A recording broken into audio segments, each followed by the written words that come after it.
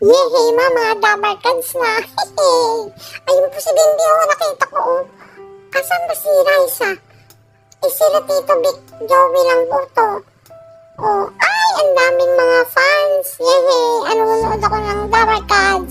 Si Daddy Momo, di ba mama, mahilig din sa dabarkads.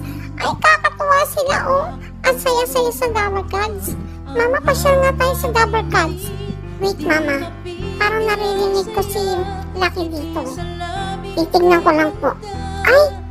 Nandoon, mama. Merong mga meow-meow na naman sa labas. Nagre-rain. Bakit nandun sila? Hindi ba sila natatakot sa ulan, mama?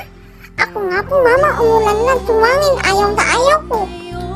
Mama, kawawa naman po yung mga tulad kong car babies na walang masilungan.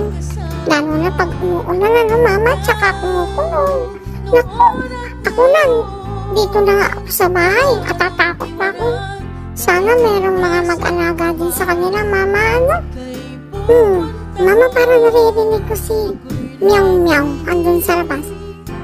Ay, naku, mama. Mababasa din yun. Kaya na, ang kulit-kulit nun. Doon na lang yung sisilong sa baba. Teka, mama. Di ba bakit ba umuulan? Saka bakit po kumukulong? Ayaw na ayaw ko yan, mama. Para bang mapapag nabasa ako.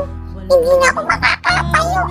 Lalo na yung kulog at kidnap, mama. Ang taas-taas ng sa taiyan mo. Ang lakas-lakas. Ganun.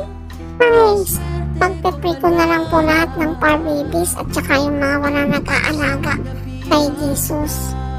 Mama, nakaluto ka na ba? Ay, mama, pero may nadidinig ako sa labas. Si Lucky po, di ba kumain na? Kaya lang ayaw pong pumasok ni Lucky dito sa loob Pero si Lucky po, mama, alam ko mabait. Hindi tulad ni Meow Meow, makulit.